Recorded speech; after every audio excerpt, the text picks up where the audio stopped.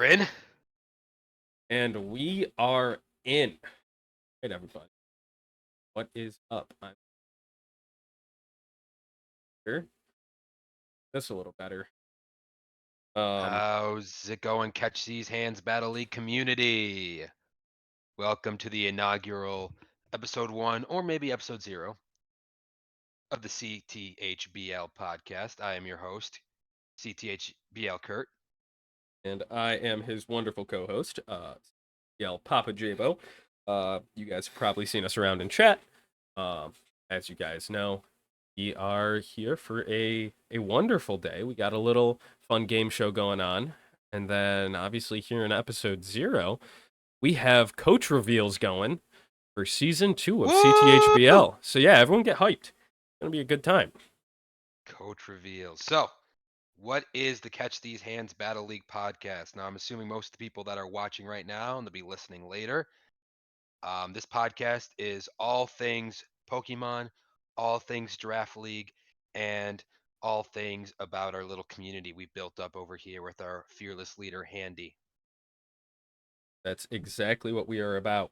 Now, we're all about Pokemon Draft, having a good time, fun community, and well, catching some hands. That is everything we are here to teach, have a good time with. For those of you who may not know Draft League as much, this might be your first time in a Draft League. We will cover a little bit of exactly what's going on in Draft League, but this podcast is going to focus mainly on Pokemon and have a bunch of discussions with people from CTHBL, discussions about the matches of the week for CTHBL. So yeah, Kurt and I have put a lot of thought into this, especially Kurt, and we're really looking forward to bringing you just a ton of different information and fun podcast episodes you can listen to weekly. Yeah, now neither of us claim to be experts. So, a Mm-mm. little bit about me and my background. I've been doing single battles in Pokemon since Gen 5, a little bit of Showdown, a little bit of the rank ladder on the 3DS and whatnot. And I got back into it end of Gen 7, beginning of Gen 8. Again, running a lot of single battles. I dived a little bit into the VGC realm, the official realm, back at the end of Gen 8, beginning of Gen 9. I've been loving double battles. I've really fallen in love with that. It's definitely my preferred format now. And I started Draft League end of Gen 8, beginning of Gen 9 as well. I've been in about, talking about full seasons, mini tours, stuff like that. I've been in about 10 leagues or so now. Not great. Only made playoffs like twice, but still learning, still growing. So don't take everything that I say as gospel. But I've done some research. I've been through the ringer. So hopefully, if you don't learn too much, you can at least learn one or two things from me and take that into your draft leagues as well. Right, and back to me, I have even less draft league experience than my fearless leader, Kurt. He's actually the one who got me into draft league. I played in the Cult of Larry draft league. Very fun. Little shout out to them. They were a wonderful league to be a part of. And I learned a lot in that. I made playoffs with my first ever draft league. Then I joined CTHBL and started helping out. Made it in third in season 1, which was a Yes. wonderful experience. Um, I am currently in a couple other draft leagues. I prefer singles formats, doubles. Um, I've been playing in Ubers. This will be my first low tier draft league. I played obviously regular tiered draft league, regular Math decks. But I don't have a ton of experience. But with regular Pokemon, I have a ton of experience. I've been playing since I was 5 years old. Oh, Now, yeah, same. yeah, I would say that is now 18 years of Pokemon experience. We both share a deep passion for Pokemon. It's actually part of how we became friends back when we were younger. Um, but we both just love this. We're happy to be a part of this league and to bring you some content and something to enjoy. Um, really just looking forward to this season 2 of CTHBL. So, for all our viewers, the big thing we're talking about is season 2 of CTHBL today. Like Josh mentioned, we'll be talking about the coach reveals, maybe a little tips and tricks about both the low tier division and the VGC division. But as the one that's partaking in VGC, and my friend over here is partaking in low tier, we're kind of breaking it up. So to see who goes first today, to see who gives their tips and tricks and reveals the coaches of their preferred division first, I created a little bit of a game show. So it's not me against Josh. It's Josh against the game show. I'm not part of this. I know all the answers. I'm just the host. But for all of you friends in low tier, you're going to be rooting for Josh to win because if he wins, then low tier coaches get to get revealed first. And if he loses, well, then I get to start the show with my little VGC talk. Well, let's get into this game show because you have been tempting me for a week now, and I really want to know what the heck this game show is. So let's get into it. All right, everybody, drum roll, please. Welcome to the CTHBL first ever game show. I love making games, so this will be a reoccurring theme on the podcast with your fabulous host, me, Look at Kurt, that handsome. with a perm. That's when I used to When have you a had a perm. perm. Don't look like that anymore, but that was the only picture I had available in Canva. So let's go through the rules today. So after Gen 9, currently there are a lot of legendary Pokemon, and all of them are broken into all these different categories. You got your mythicals, you got your sub legendaries, and you got your legendaries. And sometimes it's hard to tell the difference between what is which one. So Josh today will be given on each slide, there's 6 total rounds, 3 different Pokemon, one sub-legendary, one legendary, and one mythical. And his goal is to determine which one falls in each category. There's 6 rounds, and there's a total of 18 points up for grabs. If he scores 14 or more, he wins the game, and he gets to go first for his little division reveals. If he scores 13 or less, well, he is a loser, and no one wants him to be a loser today. The All way right. you can score points is you get all 3 right. That's 3 points right there. 3 easy points for getting all 3 of them in the correct category. If you get one of them right, you get 1 point. So even if you get 2 of them wrong, you still have some chance to gain some ground, get towards that 14. And if you get none of them right, sorry, that's 0 points on the round. Okay. So all of these were taken from Smogon, or not Smogon, from Cerebi.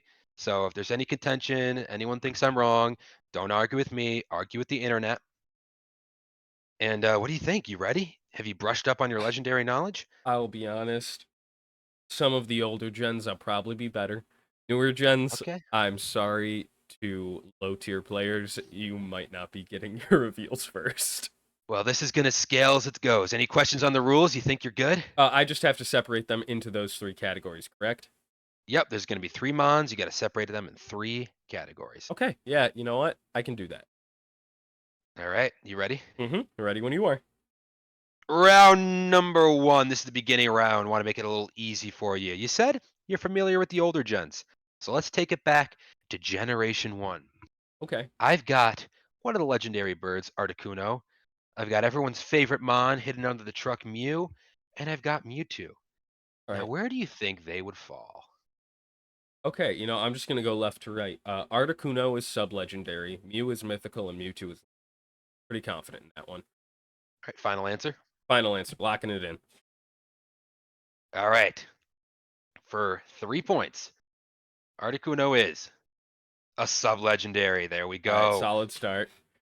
Mew is a mythical, Easy dubs. and Mewtwo is a legendary. So that is Easy 3 3 points. points on the board. You are making your way up to 14. All right, got this. Easy one. Gen 1, like you said, you Yeah, I know mean it. that's You've been beginner. That's playing it since you beginner. were little.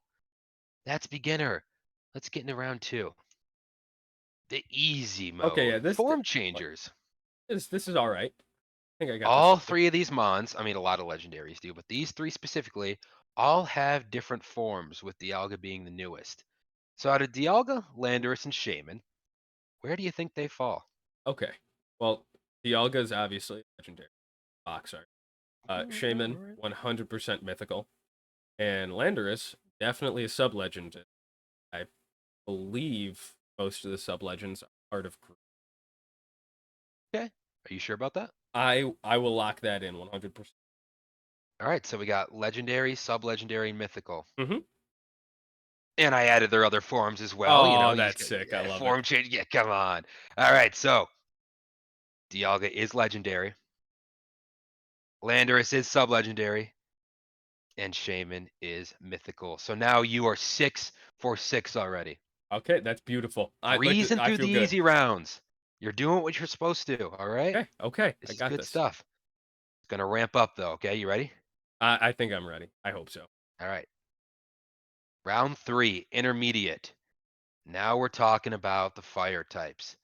We've got Shiyu, Volcanion, and Reshiram. Where do you think they would fall? All right, well, Kurt, I'm about to go 9 for 9. Chiyu is a sub legend, Volcanion is a mythical, and Reshiram is 100% a legend. You think you know your fire types? Fire type is not my favorite type, but I'm pretty confident because I do like all three of these Pokemon. You think you're an expert. You know what? I am an expert. I know. Let's see the answers. Chiyu is a sub-legendary. Volcanion is a mythical. And Reshiram is a legendary. There we go. You're making good headway here. Okay, let's go You low made tier. it through the first 3 rounds and you are 9 for 9. Mm-hmm. You need to score 5 more points in these last 3 rounds. I got this. Should be easy, right? I believe. Let's ramp it up to Oh, hard mode. We're okay. going to the normal types, the blandest types of them all. Out of Arceus, Regigigas, and Terapagos. Where do they fall? Okay. This might be slightly Not so easy this time. no, this might be slightly contentious. But Regigigas is sub-legendary. All Confident in right. that. The question is between Terapagos and Arceus. That is the question if Some you already got people one. might not be happy with, but I'm pretty sure Terapagos is like confirmed as the legendary in the DLC. Pretty confident in that. So I'm gonna go Regigigas sub-legendary, Terapagos legendary, and Arceus mythical. All right, our first time that you're not so clear. You're not it's not as Definitely cut and not clear on dry. this one. So you got Arceus as the mythical, you said, and Mm-hmm. Terapagos as a legendary? Mm-hmm. Let's go see the answers. Oh, hey, it's color form. Arceus is a mythical. Oh, I'm so happy I got that. Regigigas is a sub-legendary, and Terapagos is a legendary. Oh, You know, I thought I'd really mix you up with the little baby form there. I'll be honest. I was very concerned when I saw Terapagos because like I'm not 100% confident in this because it's next to the god of all Pokemon and like I Mm-hmm. feel like that's got to be legendary. But uh, Hey, Arceus has same base stat total in every stat. So I'm pretty sure that's part of the defining factors of most mythic. Most. you know, maybe it is. Don't want to give Okay. too much away. Okay, I'll take it. But I you will are take it. currently 12 for 12. We, 2 more points you need. we got And this. now we're getting into the expert mode. Things you might see in a castle. That's a stretch. I'm visioning Ogerpon as like a court jester or something. But things you may see in a castle. We have Keldeo, Calyrex, and Ogerpon. Okay. So Are you an this expert? does get a little difficult because Keldeo and Ogre technically sub-legend. Calyrex, I'm pretty confident is legendary. Pretty confident. Um, Keldeo is not part of the whatever the heck they're called with Brachion and The Swords of Justice. yeah, that they're not. Keldeo is not part of that. So as the leader of the Swords of Justice. Yeah, it's not technically part of the this one's. Um, but Ogerpon has technically four. Oh, um, okay. Neither of them have the same stat or same base stat as the mythicals, Yeah, which was your yes, self-imposed rule of last time. yeah. I said most. To be fair, this is But does Calyrex? Maybe you're overthinking the Calyrex thing. I'm gonna lock in Calyrex legendary, Keldeo mythical, Ogerpon sub legendary. You're locking that in? I will lock in. You are locking that in. Mm-hmm. Let's see the answers. Keldeo is a mythical. Okay. Calyrex is a legendary. And Ogerpon is a sub-legendary. We're 15 for 15, baby. Let's 15 go. for 15. You've already won, but there is one more round. Oh, we're going through it. I don't care if I've won. We're going through it. Do you want to stake your winnings on this round, though? Stake my winnings. Double or nothing. If you lose, you get negative. If you win, you go positive. And I'll throw in a free lunch if you double or nothing. I don't recall that being part of the rule. But Hey, I'm the game master. as we have discussed, in I want to fact, make it interesting for these viewers. I'll take it. I will double or nothing. A Oh, so free you lunch viewers on that this. thought you were winning, you thought you already won. Listen, I'm sorry for everyone in low tier, but I am stingy, and if I can get a free lunch out of this, I am taking it. So let's do it. So we're moving to the last round. You Okay. have to win this round to win the game. But if you lose the round, then I go first. But there's Okay. a free lunch. Don't forget the free lunch. I'm not forgetting the free lunch. Exactly. So let's go. I got this. Round 6 is mine. 18 for 18, I believe. Round 6, the legendary round. Oh no. Little babies. Out of Cosmog, Meltan, and Cubfu, these little tiny little boys. Which one's mythical, sub-legendary, and legendary? There's one I'm pretty confident I can lock. There's one. Meltan is mythical. I'm You're sure almost about that? 100% sure Melmetal is a mythical Pokemon. Okay. Cosmog evolves to Nala Galio. Our box arts makes me think it But I is the do want to legend. throw this in here. Glastrier is a sub-legendary, but Ice Rider Calyrex is a legendary. Yes, but wouldn't that make hell is Shadow one? So there is precedence for change between the categories. I'm gonna I'm I'm gonna strictly go off of my ideas with box art because I do not believe Urshifu is a box art. It might be, and I could be really wrong. And Well, other like Terapagos, it is the DLC box art. be trying to throw me off. Could be. Just trying to help Actually, the why don't you thought go first? process. All right. I'm gonna think for 5 seconds. So give me a 5 second countdown, then I'm just gonna say what I'm thinking. 5, 4, 3, 3.5. Wait, that'd be going up. 2, 1. All right. Cosmog legendary, Meltan mythical, Hubfu sub legend. So these little babies that become big old babies, Yep. they're legendary, mythical, and sub-legendary. Big dubs for low So tier. you went 18 for 18, and you get a free lunch. I'll be honest. I'm Claps in the chat. Claps in the chat. claps. I'm most I did happy. not expect you to go 100% on this. I'll be honest. Listen, you know that I have asked a lot of questions about Pokemon. I will say that playing in an Uber's draft league has probably helped, but studying up on my Pokemon. I just want to know more. Hey, well, there you go. Thanks for Yeah. playing.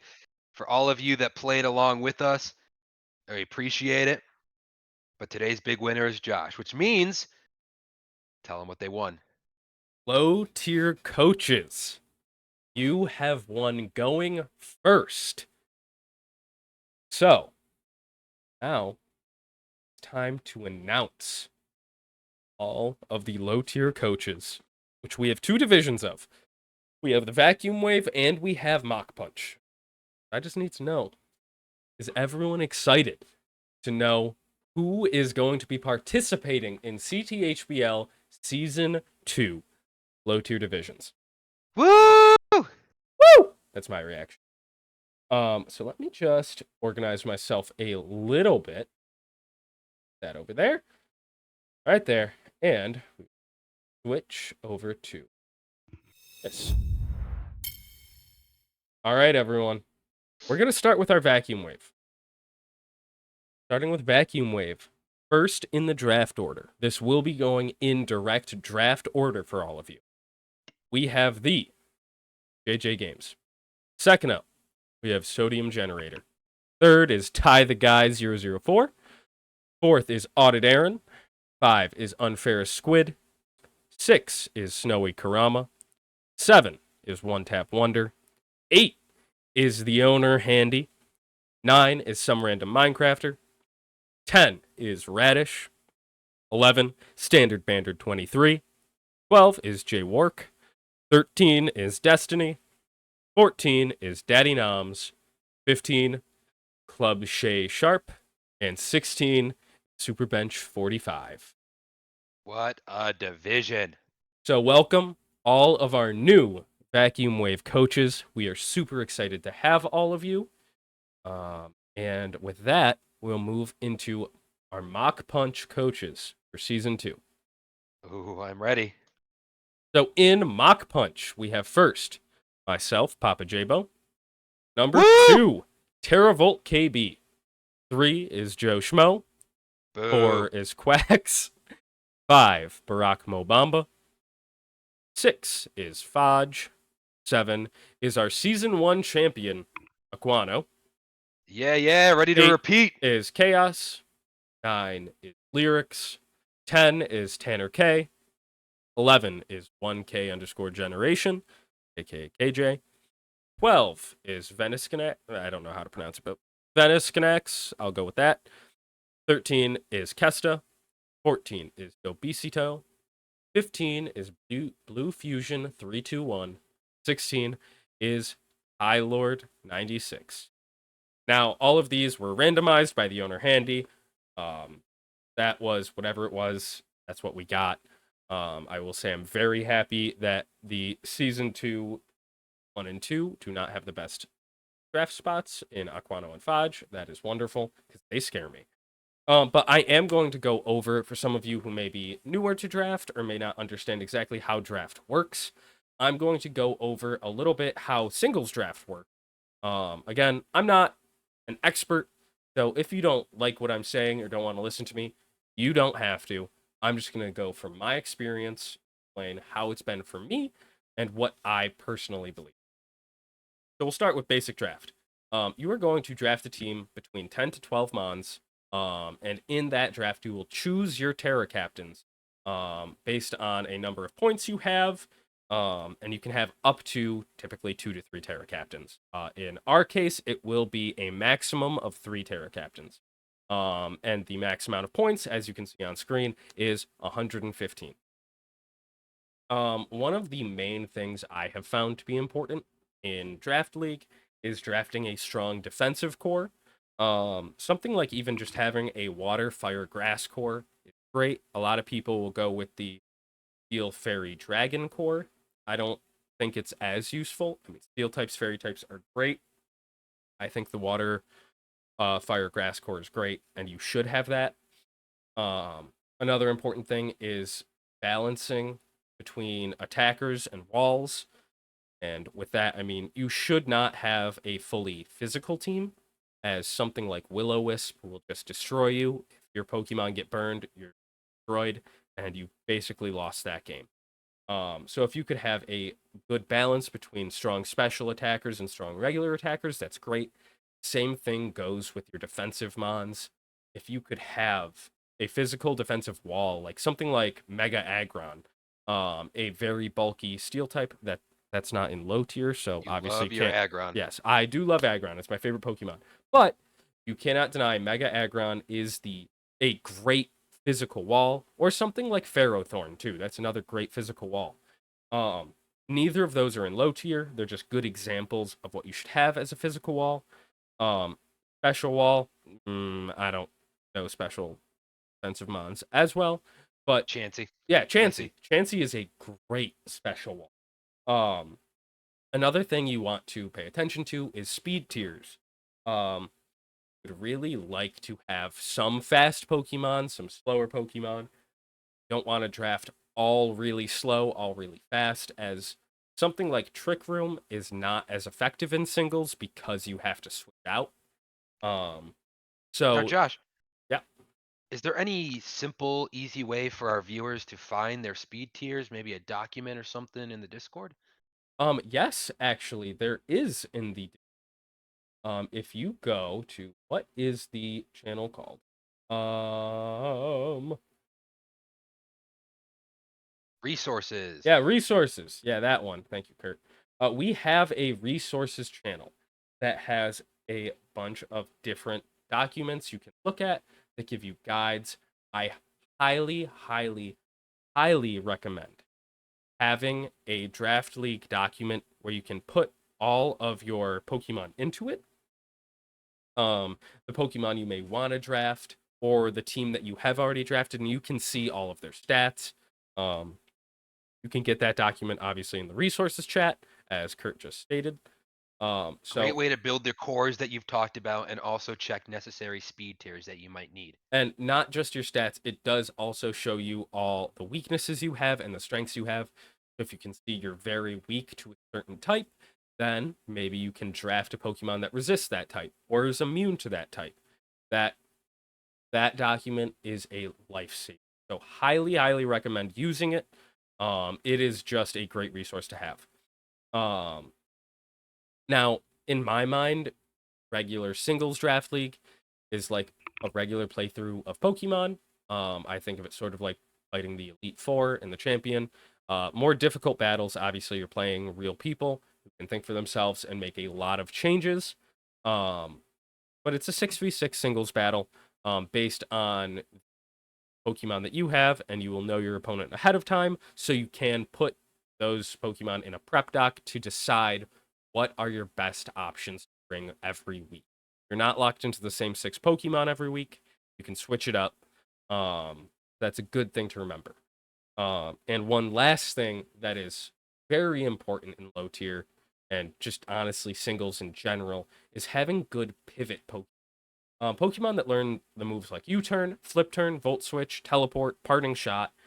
Those moves are very helpful to get you out and maybe save a Pokemon or sack a different Pokemon that you realize isn't useful anymore. Um, so another thing to pay attention to is how fast you can play, and ways you can counter opponents. And pivot Pokemon are a great way to do that. I know I didn't do the best job explaining it, and I apologize for that. I still am not the most experienced, but that is my take on singles draft league. And obviously, you guys will see all of our wonderful low tier coaches exactly how this is going to go. As draft, I believe, will be starting immediately after this podcast. So I got some questions for you. I'm looking at the draft board right now. Yes, Um, Again, low tier, you're cutting off a lot of the yeah. heavy hitters and whatnot. But anything that stands out to you on this draft board? I see like Alolan Ninetales and Gallade and Porygon Z are some of the higher ranking mons in this low tier draft. Obviously, Sharpness Gallade is a great attacking mon. So is Sheer Force for Alligator. One thing to recognize in these low tier docks is no mon above 12 points can Terra. So everything 13 points and above cannot Terra. It will be used as is. But I am looking at that 19 points, 18 points. Alolan Ninetales to Titan. That is a crazy snow core right there. Even Great something like core to have. Glastrier, which becomes a crazy physical wall in snow, especially with its super high attack. Um, I do see that a lot of those 19-point mons are great physical attackers. We also have Gardevoir, Porygon Z, Lucario, who are all really good specially. Um, but this is one of the fun things about low tier. All of these Pokemon are ones you typically will not see as much brought in regular game, in a regular net dex draft. So getting to see people use some of these so much fun, especially when you're like, why the heck is Cloyster at 17 points? That makes no sense. Or why is Speed Boost banned Blaziken at 16 points? Because in low tier they can function really well. They should be used. And that is definitely something to keep track of is these complex bands and see that some of them do have things you can't use. You can't shell smash with Blastoise, no huge power Azumarill, no speed boost on Blaziken or Espathra, and Superior cannot run contrary.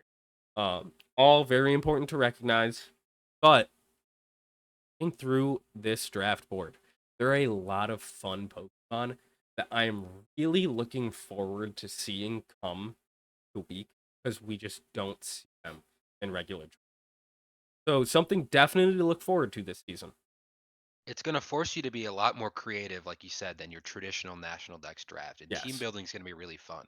Yes. And the 16 players in a division, I mean, I've played with divisions as low as 8 people before. I've Mhm. played with an 18 person before. I think 16, that's a lot of people. You're going to be Yeah. missing out on a lot of good mons. So Yeah. you're really going to have to dive into some of these, um, normally not used or I mean, if you look at Smogon tier, some ZU PU mons that you might never think about bringing it out, Yeah. and how can I make that viable? Yeah. It's definitely going to be and I'm really looking forward to what it brings to CTHBL. And what a lot of these new coaches, especially in our vacuum wave, are going to bring to the table. Um, but yeah, that's 32 coaches, all really looking forward this season too, and bringing everyone a great, great time. At the end of the day, we're all here to have fun and play Pokemon. Let's get after it. Catch some So hints. I don't want to spoil anything too early, but right after this draft, you're on the clock with the 101. I am. You're right. Can Actually, you I give am. us 2 or 3 mons that maybe you might be eyeing because you're not getting sniped? I'll be honest. I will tell everyone I'm not sniping your round one pick. You don't got to worry about that. I actually am going with a 12-point mon. Oh, no, I lied. It's 11 points. It's even lower than I thought. I am Ooh, going a with the discount. Terra Captain Aurorus. Uh, Oh, I love Aurorus. It's one of my favorite fossil Pokemon. It just got screwed with its typing.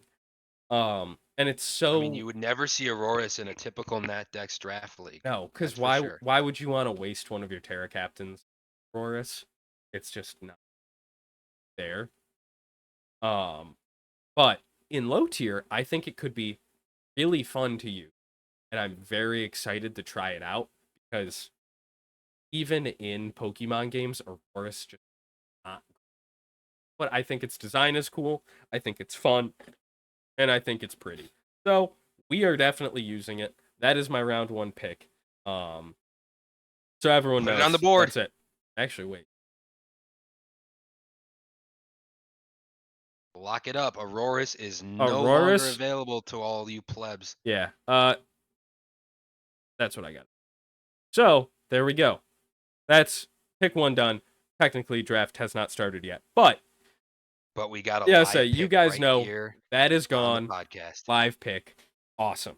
So with that being said, for all of Logan, let's move into something I am very excited for because I'm partaking in my first one now, and let's move over to you, Kurt, with the VGC draft. Love it. Love it. Love it. Pull up those coaches for me. Come on, VGC Oh, coaches. Let's get hype. Let's reveal the 16 teams that made the Thunderclap division, a name by my own choosing. and there we go. All right. So first thing, I'm seeing a lot of new members I'm not familiar with. So welcome to the community if you're listening. Super excited to beat you and win this league, win the division.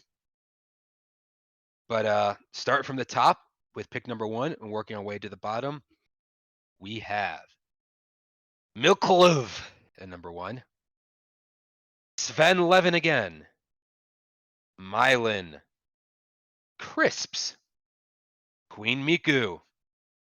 My rival biology nerd. Celtic 513. Polar Polis. Luke Lukarkov. Sorry if I mispronounce any of these names. Poker. I would love to play some poker later this weekend if you're down, Josh. Newtonator, Gato Suricato, Speedy Zoid, Scorpithan, Justin, and the division favorite of my own choosing, someone that's going to dominate the entire VGC Thunderclap realm, Mr. Kurt Schultz, yours truly. Cool. And You know, it's well, funny, you talk about the other VGC league we're in. I also had the last pick in that draft as well. So you're right, I you feel like did. I'm set up for success here. And that is actually made by, I believe, Crafter is in one of. There. Yep, Minecrafter, his wonderful league that I am very Yes. happy, the Noob Draft League that we are very happy to be a part of. It has been a ton of fun playing. Um, so definitely go check out the NDL link that we have in the Discord. I believe he shared it. Minecrafter, if you're listening, please send it again. I would love to get more people involved in your server as well. Um, but you were last in that. And I would like to say, before we get into a little description of VGC from you, thank you to everyone who applied. It brought all of us as members of the mod team a lot of joy to see over We had a 60 lot of people. people apply, Yeah, more than the how many did we take? More than the 48 48. that we Yeah. took. It it made us sad to have to cut 19 people. Um, but we realize right now we don't have the staff to really handle 4 divisions super well. And it was also split a bit between VGC and low tier, so making a 4th division would have been very difficult. Um, but we want to say But thank if you. you're listening and you didn't make the coach reveals, no worries. We do a lot of speed tours. We do a lot of off-season stuff. Season 3, it's already in the works. We're excited for that as well. So this league, CTHBL, is going to keep going, keep applying. We love new faces, and we can't wait to expand and accommodate for more people. Exactly. So thank you, everyone. We're happy to have you here. Now, Kurt, why don't we get help into how people can catch these hands in VGC? So I'm actually glad you went first because a lot of the things that you said are important for VGC drafts as well. But there, as we know, there are some differences. Like I mentioned before, I've only been playing VGC competitively since the end of Gen 8, so I'm not the most. Don't expect Ray Rizzo, don't expect Wolfie from this little blurb over here, but I watch a lot of videos, I do my research, and I have a lot of fun with it. So the big difference is in terms of drafting, it's the same sort of you're drafting 10 to 12 mons, but in VGC, instead of your typical 6v6, 1 mon at a time, it's a 6-on-6. You bring 6 mons to a match. It's a four. You pick 4 of them, so 4-on-4. Two Pokemon in a field at a time, so a double battle. And it's played in a best of 3 instead of just one match. And whoever wins 2 out of the 3 games is the winner of that week's matchup. Very So nice. in terms of VGC, according to, different from single battles, a lot of the mechanics still remain the same. There are a lot of the mons that are still super important that still hit hard, but there are some differences. The fire, water, grass, steel, dragon, fairy core you mentioned is still important, still reigns true in this. But what I want to do prior to the draft is kind of run through some important techniques that you should be looking out for in a VGC draft. Now, VGC is so defined by its meta. It's so like meticulously crafted by so many experts that go to these world championships, that play the official format, that spend hours and hours, some of them as a full-time job, finding the best possible techniques and setups for each mon. And in a draft league, unfortunately, only one person can have one of each mon. And as everyone knows, the VGC terror Incineroar, who currently, as of Regulation F, has a 38% usage, only one person's going to have Incineroar.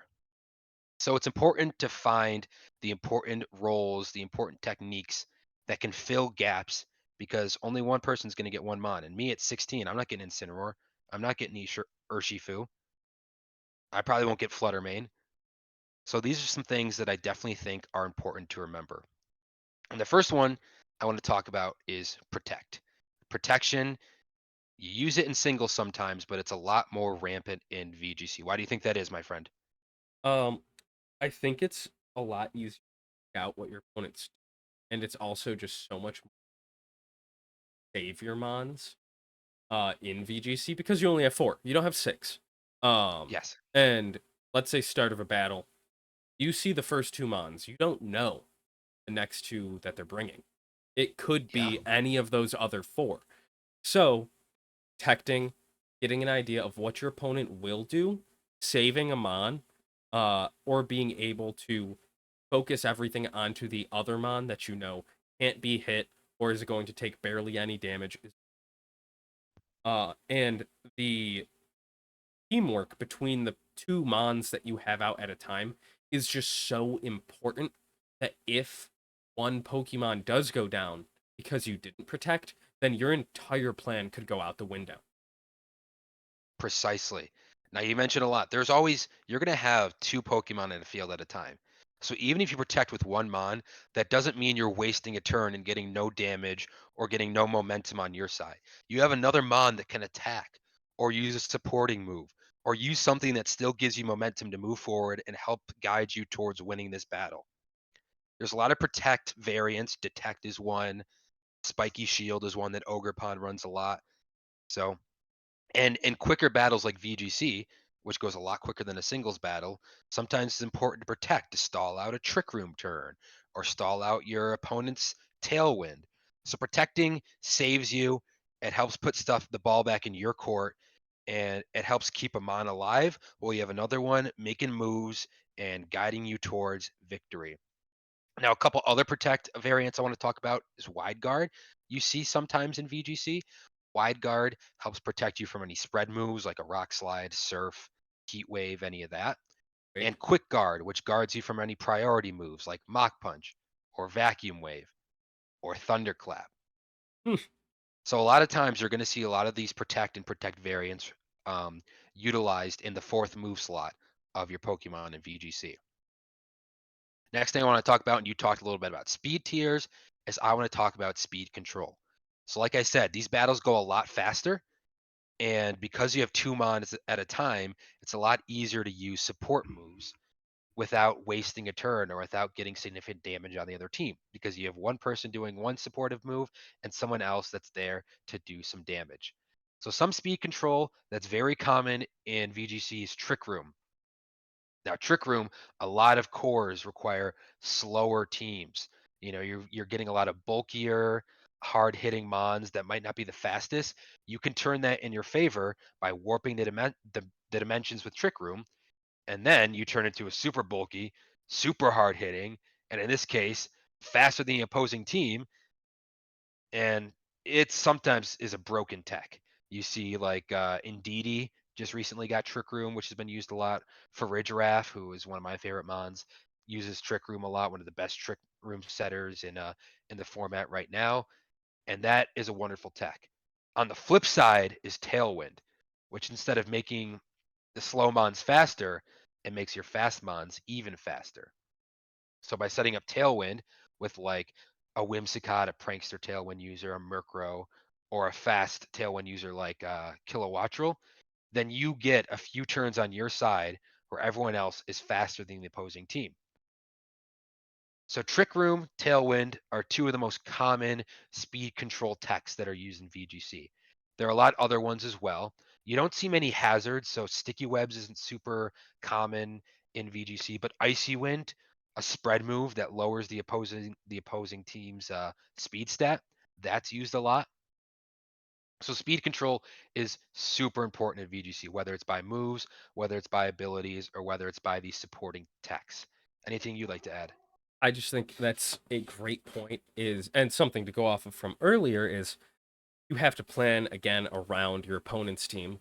So if you see that your opponent has a trick room team with something like Farigiraf, or you might not want to bring Tailwind. Tailwind wouldn't be useful in trick room. Um, and neither would Icy Yes. Wind. Lowering the opponent's speed is then beneficial to them. It's just very this sounds bad of me to say, being the low tier player, it's a lot harder to plan around VGC. This is also coming from someone who does not play VGC as much. So I just also am a little stupid on the topic. But I find it harder, especially in draft, because the variation in everyone's so different that it's really difficult to plan, and you have to have very unique teams every single. Um, and could you go explain a little bit as to why? Because we see for a graph there, right at 18 points, very high point mon. Why is it the best trick room? Giraffe is one of the best trick room users right now because I mean the move isn't widely accessible. Mhm. So for that case, it's you got to find some of the best bulkiest mons that can use it. But the biggest reason why it's one of the best right now is because of its ability Armor Tail. Now, one of the best ways to beat Trick Room is by winning with priority moves. That's how you still outspeed your opponent and still get off the necessary damage. Now, for Giraffe's ability Armor Tail blocks any priority moves. So the one way that you might be able to outspeed slow Trick Room mons is completely nullified by Armor Tail. So that's why it's so important right now. And if I look at my little document, I believe, let's see, it's a usage. It is at 14 and about 14, 15% usage right now in regulation F, which is it's in the top 12 of usage stats. Which is pretty crazy. Yeah, so the next thing I want to talk about is redirection, which is another big thing, which is specific to VGC because you don't see redirection in singles because you only have one mon at a time. Redirection means basically taking an opponent's move and switching the intended target. So some of the biggest ones include Rage Powder and Follow Me. So you have a mon in the field that doesn't want to get hit, or you want to get a free turn of setup. A lot of times, the person you're teamed up with, your additional Pokemon, might use Rage Powder or Follow Me to tank those hits for you to redirect them towards themselves, so that your other Pokemon can remain healthy. It's a super broken move. That's why something as simple as a poisonous mushroom, a Moongus, is so important in VGC. That's why Ogerpon has made so many strides in all its different forms with Follow Me. And that's why something maybe as simple as an Eviolite Clefairy has been so broken. And another one is Ally Switch, which has been a super controversial move throughout the entire VGC meta. But Ally Switch allows you to change the position with your partner Pokemon. Okay. So that one, there's two sides on the field, and your opponent's always going to target a side. So if you use Ally Switch, you can switch which side you're on so that the move intended for one mon actually ends up hitting the other. So redirecting these attacks are super important for once again gaining momentum and kind of disrupting what your opponent's trying to do.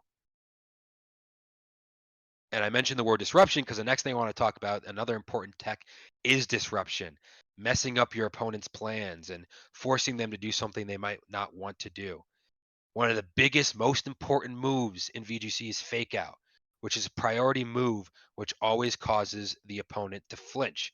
Not a hard hitting move by any means. It's very low. I think it's 40 base power, Yep. but getting that flinch chance on the opponent, stopping them from doing what they intended to do, is so crucial. It's only used once. You can only use it after you enter the field. So if you switch out and switch back in, you can use it again. But you can't use it more than the first time you enter the field. But it once again allows you to maintain momentum and ruin what your opponent's trying to do in the move they try to click. Other disruption includes fake and encore and taunt, which you might see a lot in singles.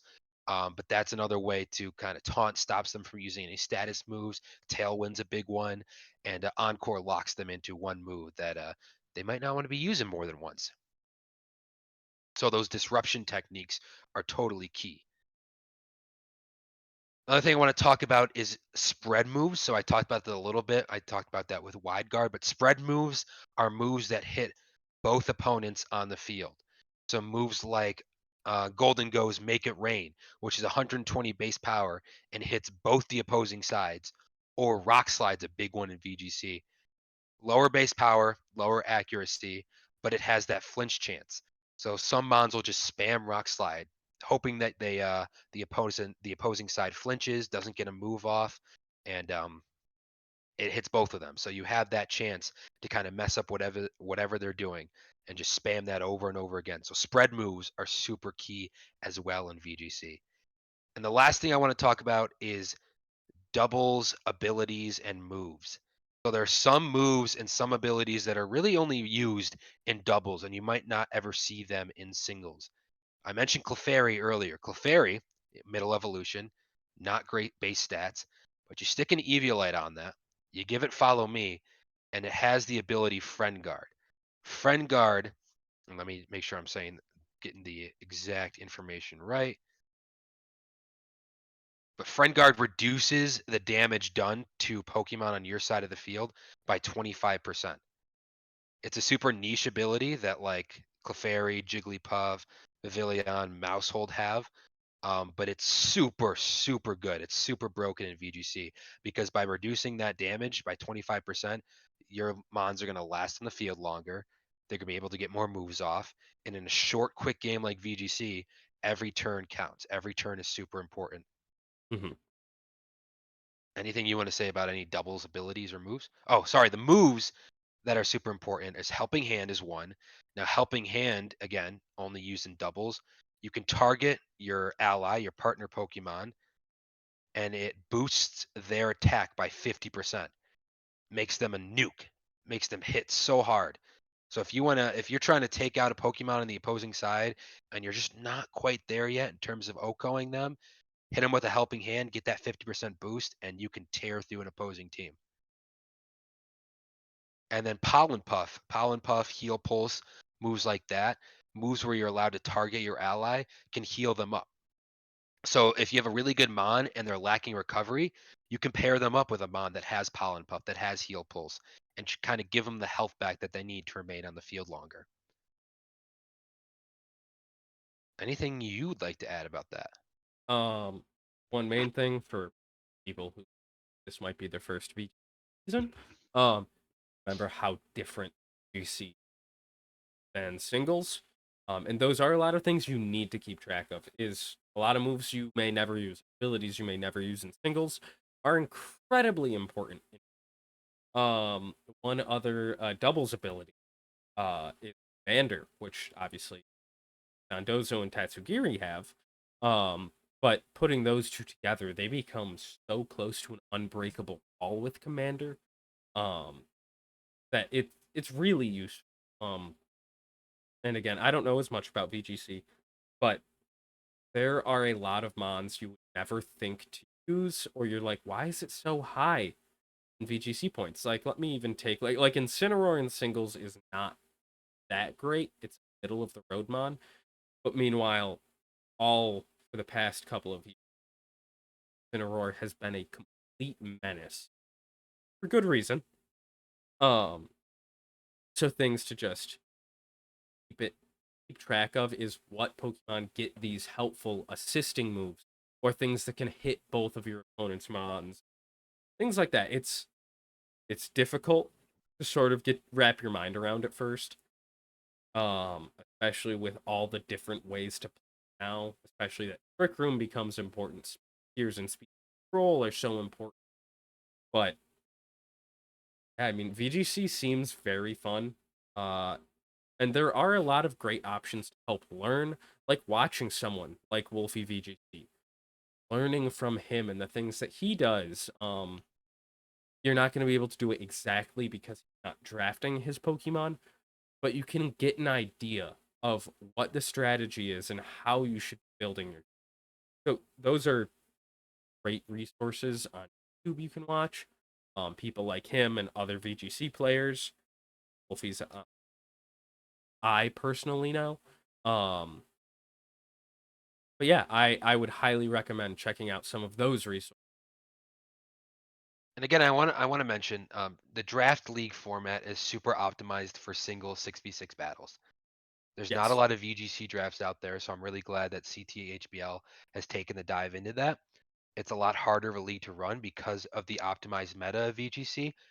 So, again, you mentioned Incineroar. You lose out on Incineroar, it might be one of the first three picks in the draft. You're going to look for all these techs I mentioned. What other mons might get that Intimidate ability that might have similar stat spreads that can take a hit, that might get some pivot moves that Incineroar get, like U-turn and parting shot. So then you might look down at like a Torracat. Like that's a very Yeah. viable Incineroar replacement. Or an Arcanine or Arcanine Hisui. Well, maybe not doesn't play the exact same. It does have some of the similar strengths. Or Tauros, Paldea Blaze. Very, very low on usage stats, but as an Incineroar replacement, getting that Intimidate, having that fire typing, um, having those pivot moves, you're gonna have to switch some things around. You're gonna have to make some sacrifices to build an optimized team and find that synergy with the rest of your roster. So I definitely look forward to playing with the 15 other people in this division. Looking forward to the creativity, how you guys pivot your draft strategies, how you make viable synergistic cores. Um, but it's not going to be like your typical regulation F meta right now because not everyone's going to have similar team comps. Everything's going to be different.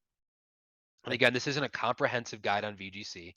There is a lot of guides online. There's the YouTubers you mentioned. I definitely recommend, and I'll put this in resources, the website Peakalytics, which is a great team building website for VGC members. Go dive into that. Do your research before the draft. See what cores and what roles you need to fill, and just remember some of the important things that Josh and I mentioned. Yeah, there's a lot to learn, and obviously a lot to enjoy. Now, is there anything looking at the draft board that for Thunderclap in our VGC division, is there anything that really stands out to you that you would like to make note of, just looking at it really briefly? I haven't looked into it too much yet. Um, I mean, I did a little bit of comparing this to the vacuum wave and just seeing like how more viable, like Whimsicott, Mm-hmm. great prankster tailwind, Yep. fairy typing, 19 points in VGC. Where if you look at that in a Nat Dex format, that's probably going to be like 7 points maybe. Yeah, so not even close as usual. I do want to mention that there is Terra allowed, but anything 17 points and above is Terra banned. Um, I think, in my other leagues, I love the Ogerpon forms. There are definitely some hit and misses with the Paradox forms. Uh-huh. Um, I see Raichu is definitely on the rise recently in Regulation F. Maybe something to look forward Great to, whoever support can get it. user with Helping Hand, and yeah. So I'm excited to kind of dive into this and see. As the 16th pick, I don't want to reveal my draft strategy too much because there's 15 people before me that can snipe me. But in Understandable. VGC especially, early on, get your guys. First one or two rounds, um, don't pick an Auroras. Yeah, don't do what I did. No, don't pick an Auroras. Pick someone that's really going to be a table setter, someone that can make a difference. And again, you're only bringing 4 mons at a time.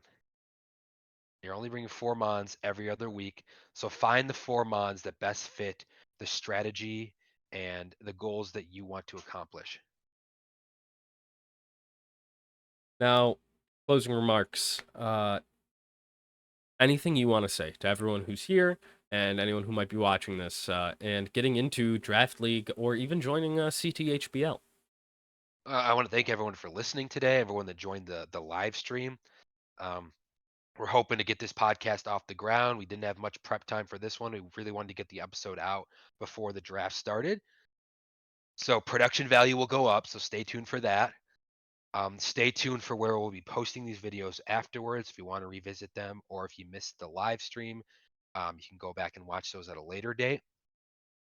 This isn't just going to be draft oriented, but we're going to talk a lot about the current leagues we're in, a lot about Pokemon and the current stuff that are going on in that. Pokemon Presents probably next month, so stay tuned for some fun Legend ZA theory crafting we've been working on. Very fun stuff. But again, I want to congratulate all the coaches. I'm looking so forward to the season. Um, can't wait to add some hardware to my shelf after winning the VGC Thunderclap League. Uh, I would just like to say thank you again to everyone who joined. Not only that, but thank you to our owner, Handy, and all the hard work he puts into this. Very happy to be able to work with him, along with everyone else on our mod team. Everyone's been working very hard to make this a super fun season 2, especially as the off season just ended, which was a great time as well. And with that, I think it's time that this draft gets started. What do you say, Kurt? I think it's time the draft gets started. I really want it to get to me fast, so I hope everyone in my league is active right now. Well, that is beautiful. So, everyone, if you have friends in CTHBL or some of your friends who could join, uh, please let them know that they will be able to watch this on my YouTube, Papa Jabo. I will be uploading it immediately after this. You can expect to see it up within an hour or so.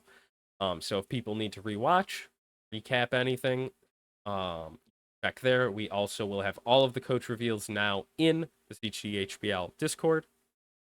And thank you just for being here. Now, everyone, as the draft has officially started, you're ready to catch these hands. Oh, that was sick. All right, bye bye, everyone. See you, everybody.